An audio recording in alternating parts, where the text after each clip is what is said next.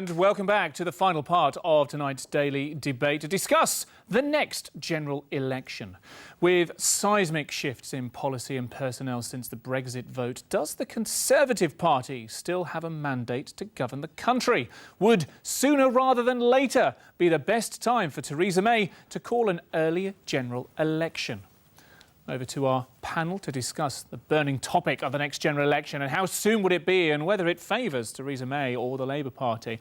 Tara, I'm going to throw the hot potato to you first of all. I don't think Theresa May is obliged in any way to call a general election.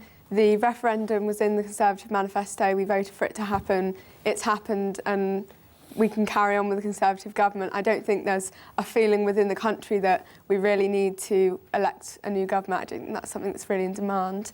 And I think the election would go the Conservatives' way at the moment. I mean, politics moves very fast and has done over the last few years, so you never know. It's moved very fast over the last few weeks. Exactly. So I think it would at the moment go in Conservative favour, but perhaps not as much as the kind of dissent of the Labour Party might suggest. I don't think we'd see a Conservative landslide, but definitely a Conservative win. I'll hold you there on the Labour Party. Just to come back to your point on Theresa May, remind me, in the last general election last year, who did the country vote to be the leader and to lead the country for the next 5 years? Who was that? David Cameron. David Cameron! And who's the Prime Minister right now? Theresa May. So we have someone leading the country who we didn't vote for with a fundamentally different set of policies and different beliefs. But we also have a parliamentary democracy where we don't elect our Prime Minister in the way that we would elect a president, right? So we elect members of Parliament, and if they were changing, I would say we have to have another general election. We elect the party of governance. If that was changing, I'd say we need to have another general election. But within that party, and especially within the Conservative mandate that they put forward, BrExit was, you know, one of the issues that was being addressed by that. Theresa May is not the polar opposite of David Cameron. She's still very much from a similar kind of grain of the Conservative Party, having fought for Remain, etc. And I don't feel, if people were demanding a general election and people were saying, we hate Theresa May, we want a general election now, then perhaps there would be more of an incentive for her to do that. But at the moment, there's really no need for her to. People aren't demanding it of her at all. So no need for a general election right now, despite quite a lot of changes. Alastair, do you think it would be in the Conservative Party interest to call an early general election? Should they be allowed to? Well, they definitely should be allowed to. The Fixed Parliament Act allows the government to call an election if they have also 66% of the support of the House. And so it would be an interesting situation to see opposition MPs voting against an early election because they know that a lot of them would lose their seats and that, well, Labour would probably be decimated in an early general election. I don't think it's in the Conservative Party's interest, however, because the election would undoubtedly be run on what would your government's form of Brexit look like. And for Theresa May to have to decide that in the next 2 years would probably be a big ask. So I think it's why we're seeing a lot of the jingly keys policy debates that we've got at the moment. For example, grammar schools. Theresa May knows that she will not be able to get her new grammar school plans through the House with the slim majority she has, and she definitely won't be able to get it through the Lords. And the fact that Justine Greening got pulled off Question Time on Thursday shows that maybe there are problems with that policy internally. But the idea that the Conservative Party would want the boosted... It depends, the cost-benefit analysis of having a boosted majority or then having to commit to the view of Brexit that you would have. Because the good thing about her current vision is the fact that she doesn't have to commit to anything and she is still a Prime Minister who's been landed this on her lap. If she was to win the election, she'd have to outline what she wants, and then if she was to fail on some of those points, it would be at her doorstep rather than David Cameron's. Jingly keys policies. I might use that myself. Emily, how do you think the public might respond were a general election to be called? Might be a good time for the Conservative Party, might be a terrible time for the Labour Party, but what do you think the public's response would be amid all the rest of the turmoil that's happening politically at the moment? Well, I think when referring to the public, you have to look at the supporters from the Conservative and Labour Party members, the voters. I think the Conservative voters would rejoice because they would win by a landslide. If you just look at the turmoil of the Labour Party, I think a lot of normal Labour supporters and voters feel quite ostracised from their party at the moment in terms of the policies, the way that the Labour leadership election's been run, and I honestly believe that they would less likely vote Labour than if we called it at the normal time in 2020. I don't think we should hold an election right now, just because right now we really should be focusing on the referendum, putting all that time and energy into something which is not imminent and not necessary, probably should be put on the backbench for a while. So Owen Smith has come out and said that if he were to lead the Labour Party, he would basically annul the EU referendum result.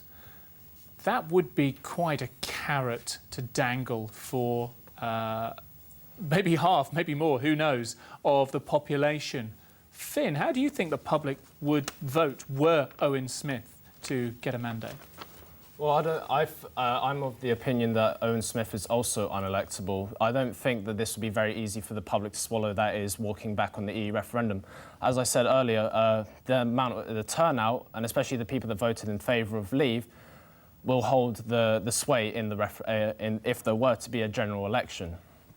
So Owen Smith walking back on this won't do his party any favours, he won't do himself any favours, and I don't believe that this will unite his party if he were to be elected either. Do you think he's just posturing, trying to kind of jostle for position and show some sort of colours in the midst of a leadership challenge with Jeremy Corbyn? Would he actually follow through with this, were he to become leader? I think it would be very difficult for him to follow through with it, but I don't think he has no possibility of getting elected, I don't think. So I don't think this is a question that really matters that much. But it would be too unpopular to walk back on the Brexit. So I don't think he would.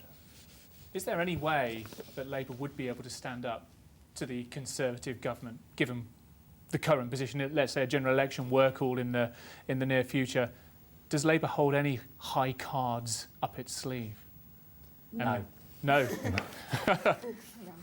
Nothing at all. You have very little hope for them at the moment. I would honestly say, with the grammar school the grammar school debate going on at the moment, they're holding a little bit more sway with the public, but enough to win a general election, it's unlikely at best. Really, right now, the Labour Party need to focus on unifying themselves before they even try and jostle for a position in government. I honestly wouldn't want a government where half of them are divided on nearly every policy and their leaders. Says a lot about the state of politics at the moment, that we have no strong opposition, perhaps. Panel, thank you very much indeed for your thoughts on the Brexit debate. Time to turn to our members of the audience for the last time tonight to hear what they've been making of all of this. We got a point, first of all, from Daniel. Where's Daniel? Hello, sir.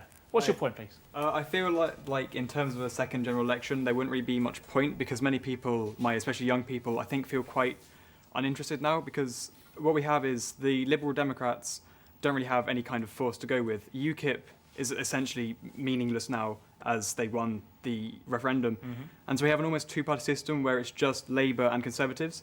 And I think that many people, especially young people like myself, feel that they can't really connect with either parties on a kind of political level. And so I feel that many people would not feel like they would be part of the actual political spectrum if they were to vote. Which is a real shame, isn't it? Yeah. Given the fact that we've just been through a process, however we judge it in 20 years' time, 10 years' time, whatever, where so many people have been engaged. When I've been jumping in cars on the bus, people have been chatting about the EU referendum in a way that maybe some of our British Reserve just wouldn't allow with party politics.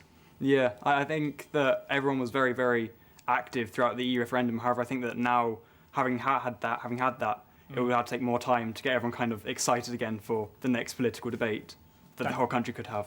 Daniel, thank you very much. Jambi, we've got time to hear your point, Jambi. Yeah, I believe that it's not in the Conservative Party's interest to have another general election, and I think Theresa May especially should be looking to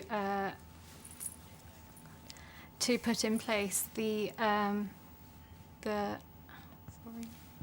That's fine. Thank you very much for your thoughts. We're nearly out of time. We've just got time to hear a few short words from Jack. You've got 10 seconds. Go. Yeah, I think it's important for us to remember the passion that everyone felt when they were voting for Brexit and the whole election around there. I feel like if we had an early general election now, we might have a state of political fatigue almost, where the general public doesn't feel like they really can get on board with any party. Feeling passionate. I'm feeling passionate about your answers. I'm feeling passionate that we've had a great debate here this evening. Thank you to all of our panellists and, of course, to our studio audience and, of course, to you at home for watching. We'll be back at the same time tomorrow night with the Daily Debate. I've been David McClelland.